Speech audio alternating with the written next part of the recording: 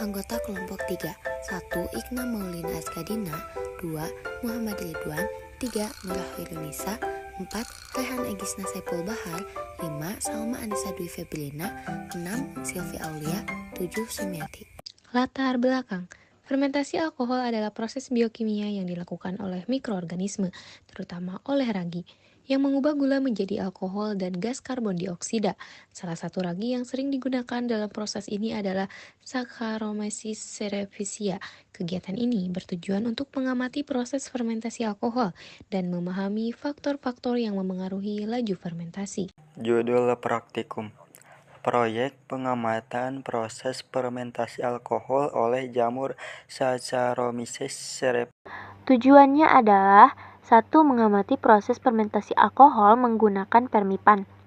2. Mempelajari pengaruh variasi konsentrasi gula terhadap laju fermentasi. 3. Mengidentifikasi produk akhir dari proses fermentasi.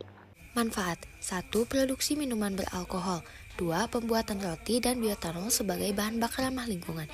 3. Proses ini juga mendukung perekonomian dengan menciptakan lapangan kerja dan membantu mengawetkan makanan dengan menghambat pertumbuhan mikroorganisme. 4.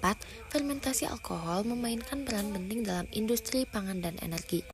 Hipotesis 1. Jamur Saccharomyces cerevisiae akan mengubah gula dalam larutan menjadi alkohol dan gas karbon dioksida melalui proses fermentasi. 2.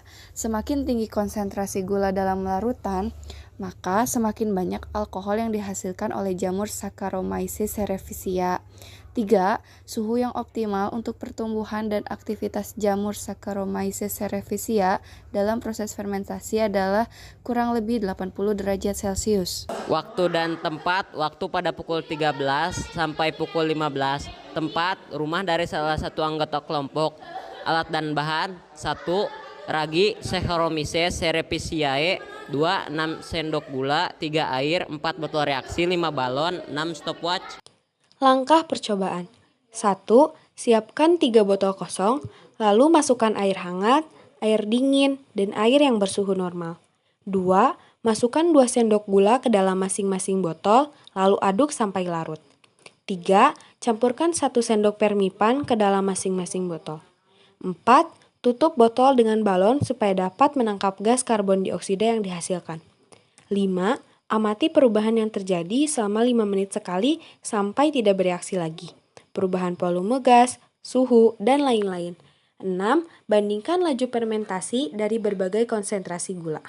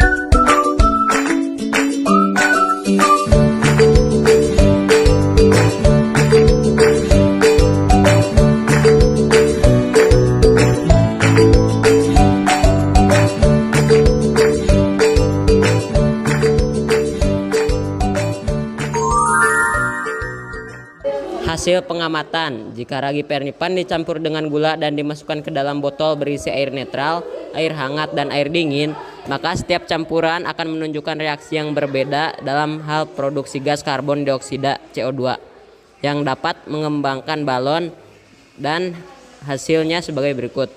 1. Balon dengan air hangat akan menghasilkan reaksi paling cepat dan menghasilkan gas CO2 dalam jumlah besar karena suhu hangat dapat mengaktifkan ragi secara optimal.